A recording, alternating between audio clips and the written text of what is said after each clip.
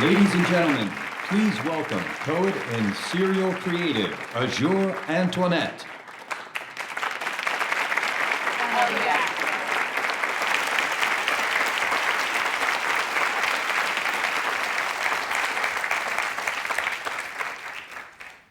There is no sound more chilling. There is no fear to describe being 13 and listening to the hollowed wailings of a drunk who used to be someone's father. Maybe the pressure was always too much. Maybe Jim Beam and Jack Daniels were the only people he could really count on. But there is no sound more wrenching than a fist of flesh. And for all the boys who grew to men and thought to express what little emotion they had in bald knuckles instead of words, I want to tell you that I'd like to hold you. I would love if you were still small enough to comfort, to tell you that a mother's smile is the only true sunshine that you'll ever need. I would tell you that there's no treasure at the bottom of that bottle, so you have the right to slow down and just pour yourself a glass of sweet tea. And let moonshine just be the way that you were able to get home on the streets too dark to navigate, and just let the moon shine down on your path and guide you back to your porch, where I'm sure that people who love you are anxiously waiting for you to come home.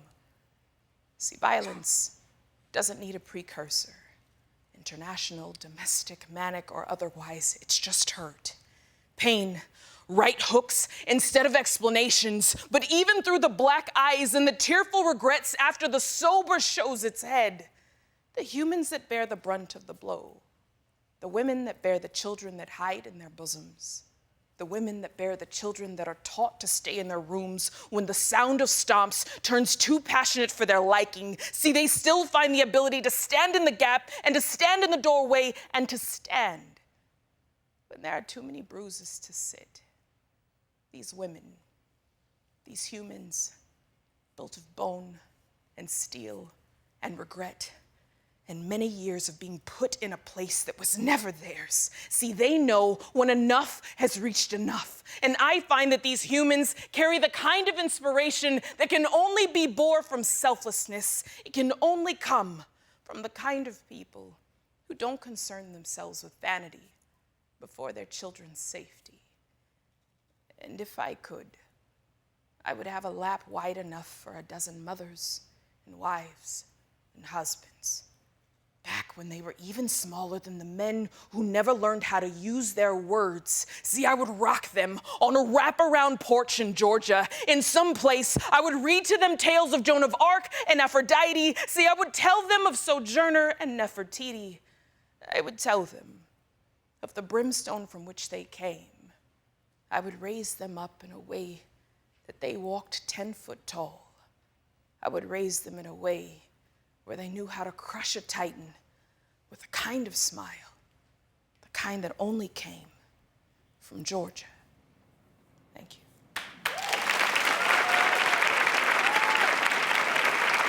Now, please welcome your host for the day, Jonathan Sprinkles. All right.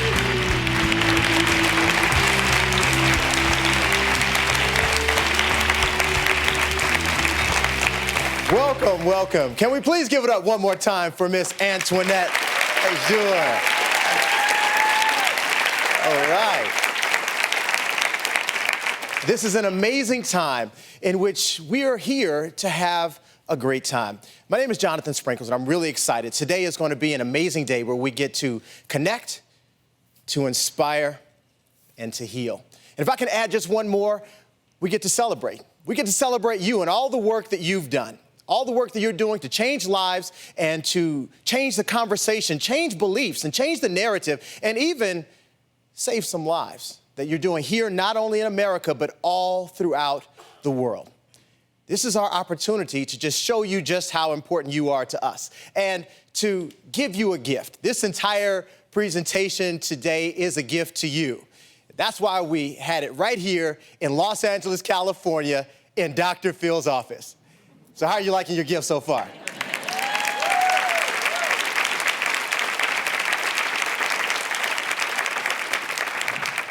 So So just so you know, we're going to have a great time. And I am a true Texan, and I'm a tough guy. I've been around tough guys and barbecue and cowboy boots and football my whole life. But I know I wasn't the only one, let's all keep it real, who just for a second, he walked in and saw Dr. Phil's face and his name right here and said, oh my God, oh my God, oh my God. So I just want to say thank you for being here. And for the last 13 seasons, Dr. Phil has devoted so much of his platform to raising awareness and preventing the tragedy that is domestic violence. So although the narrative may be one thing, we know the truth. We know that this isn't a new conversation, that this isn't just an NFL conversation, and this isn't just a female conversation. Listen, this is a society conversation. For the last 13 years, with a staff of over 300, and an amazing advisory board made up of top minds in the fields of psychology, psychiatry, medicine, sociology, and even theology, Dr. Phil has educated viewers across America about this silent epidemic. With his wife, Robin, often by his side, he's worked tirelessly to give a voice to the voiceless. Let's take a look at some of the footage from just a sampling of these episodes. He beat her so badly, her mother did not recognize her. Every bone in my face had been broken. My face was ripped from the bone. He bit my ear off. A woman tries to get away from the father of her child minutes before he sets her on fire. Stop. I am so scared of my boyfriend, Danny, that I allow him to severely abuse me on a daily basis. This shit happening. I don't want to. You're protected every second up there, so say exactly what you want to say to him. If she wants to leave the room, the house, the county, the state, or the country, what gives you the right to tell her she can't go? I'm doused with a big pot of oil. I'm just seeing skin and blood just everywhere. I opened the door. He had a butcher knife in his hand. I didn't even really realize that I had lost my eye. You just kind of resigned to the fact it's a matter of time when he's going to find you and finish the job. What did I ever do to deserve abuse? This is the face of someone that's been beaten for a year and a half. He started chopping me in the back of the head with a machete. The injuries, authorities say, were caused by this woman's husband. We begin to tell the tale of the deadly scene that unfolded here. There he's standing with a gun pointed at me. I just say, no, Randy. He says, and just shoots me. I'm laying there and I'm thinking, God, I'm gonna die right here. I'm gonna die right here. When you back the dog into a corner, he's gonna bite. You wouldn't slap her if she didn't nag so much. You think that's a reasonable position? Yes. Do you think it is a reasonable position? No! I really don't care what they say. Don't judge me. Tossed her around, choked her, headbutted her. There is no time ever, under any circumstance, that it is okay for a man to put his hands on a woman in anger or violence. Christopher Haney doused his wife, Audrey Mabry, with flammable liquid. He tossed the candle at me, and I went up in flames. Audrey is brave enough to be here today. She's showing her face for the first time on television. You look shocked. Looking at you, I don't want that to be me. Well, if you love her, you'll get help. He texted me, if I can't have you, nobody else can. You have done nothing but take me from being the normal teenage girl that I wanted to being scared for my life. You don't deserve me. I'm taking my life back from you. Robin, how'd she do? Oh, she just did a beautiful job. I teared up. I was just so proud of you. This is a call for action.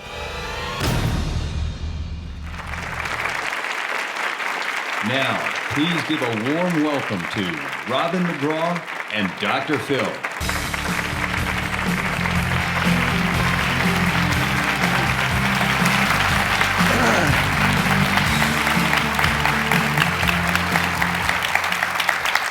Well, welcome to Stage 29. This is where we do the Dr. Phil show, as you know, and we just showed you some of the excerpts from shows we've done over the years. It gets very serious in here from time to time, and the work we're doing here today is very serious. And I'm just so proud and honored that all of y'all could be here. Yes. Robin and I are just wanting to give a special hello to everyone watching this on live stream. While all of us here today know all too well that domestic violence is an epidemic in America, I mean, let's face it, certain events in the last few months have this important topic on the minds and hearts of Americans perhaps more than ever before. I think it's critically important that we seize upon this window of heightened sensitivity while it's open. There are so many victims that have felt and do feel like they're alone, that hide their pain in misguided shame. Everyone here is already working so hard to prevent domestic violence, but I want us to look back on 2014 and 15 and say that was a year that we took a giant step forward in this important battle. That was a time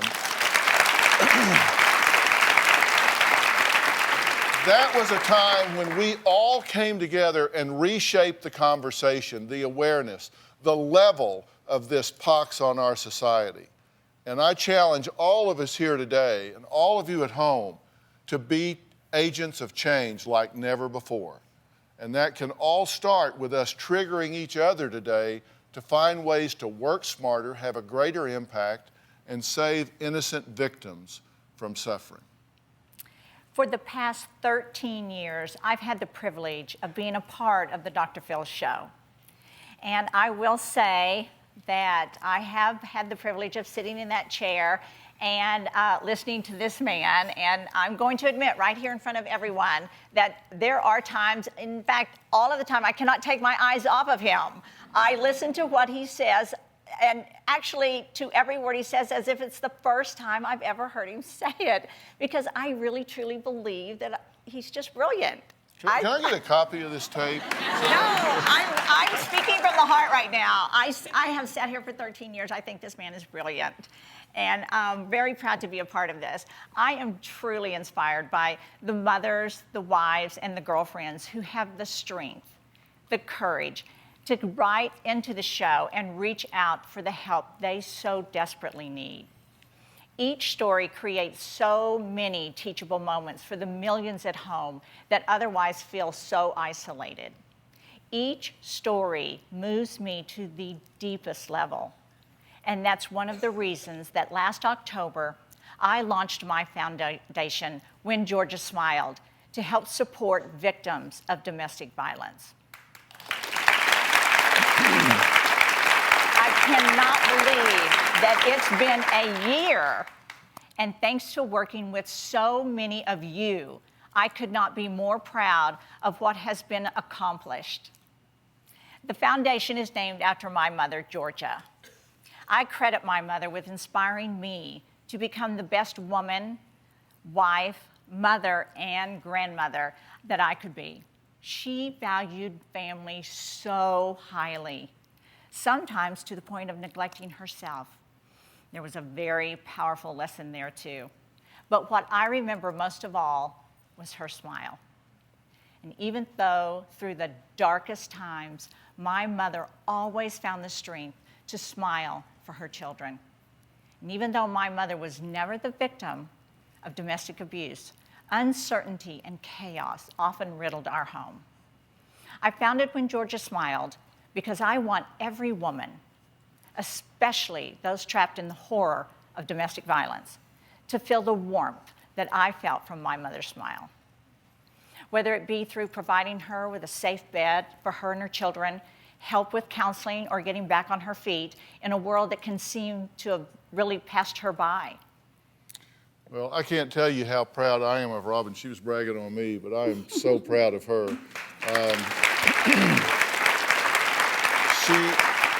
She has been a longtime advocate for women and children. This is not new to her. And we just want to give a special thank you to Verizon for partnering with her foundation, When Georgia Smiled.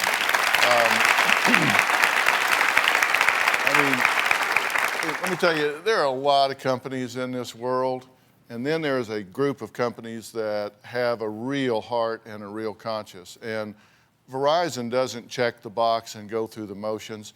They really care, and they come at this with passion and heart, and we are just so proud to be partnering with them. So, and we are proud of what we've accomplished. We're happy to be working together today. I have been married for 5 years. My wife and I have been together for 10 years. We have been officially together for about a year now. We are two people that love really hard. He really listens to me. He has a huge heart. Have you ever been afraid of your partner? No, never. No, not at all. Have you ever been afraid of your partner?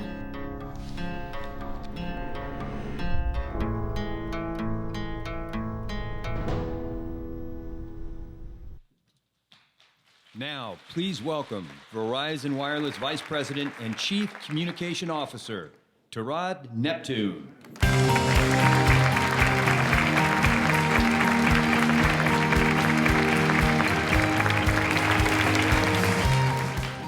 Thank you, Robin and Dr. Phil. And on behalf of Verizon, welcome everyone. It's great to be here with you all today for this important conversation. Domestic violence is an issue that is important to me personally and to me professionally. As a father, I'm committed to a world free of violence where everyone feels safe in their homes. As a Verizon employee, I'm proud to be part of a company that is committed to working with each of you to end domestic violence. Verizon is proud to be a part of this important event because domestic violence prevention is an issue we care deeply about and have supported for over 20 years. I know a lot of preparation has gone into making this event possible. On behalf of Verizon, I'd like to thank each and every one of you who've played a role in making this event possible today.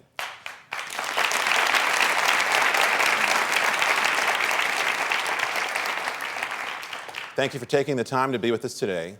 Your work is critically important to the individuals and families affected by domestic violence. Every day you give hope and help to people and change their lives. Your energy, perseverance, and caring spirit make a tremendous difference in the lives of the people you touch. I hope you find this summit valuable and that you take the time to truly connect, be inspired, and to heal. Verizon is part of this summit because we have a long-standing commitment to domestic violence awareness and prevention. This issue has been a main philanthropic focus for us for the past 20 years through our Hopeline program. At its core, the Hopeline program leverages Verizon's powerful technology and our deep-rooted corporate social responsibility to make a difference in the lives of people affected by domestic violence. To date, through the Verizon Foundation and Hopeline program, we have provided more than $77 million in grants to support domestic violence prevention organizations across the world.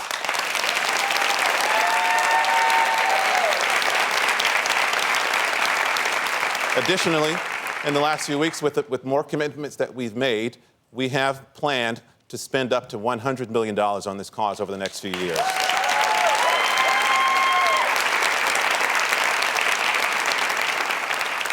We've also donated more than 180,000 phones with wireless minutes and text messaging services for use by domestic violence victims and survivors.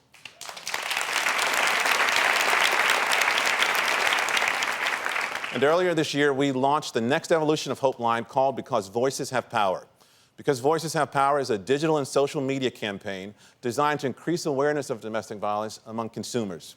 Because Voices Have Power provides a platform for the public to send messages of hope to domestic violence victims and survivors and raise money for the cause. For each message shared, Verizon will donate $3 up to $2.5 million to domestic violence prevention organizations across the country.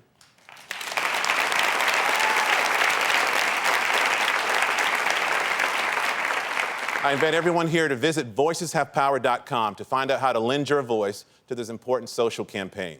And then tell your friends, family, and colleagues to do the same. Verizon's commitment to this issue of preventing domestic violence is as strong today as it ever has been. In fact, arguably, it is even stronger. Events like this are important because they serve as an incubator for fresh ideas that renew all of our collective energy to fight the cause. I welcome you to make the most of the information and insights available today. Again, thank you for your tremendous work that you do every day to help women and men and children impacted by domestic violence. Your work is extremely important to so many, and Verizon is quite thankful for that. Enjoy your day.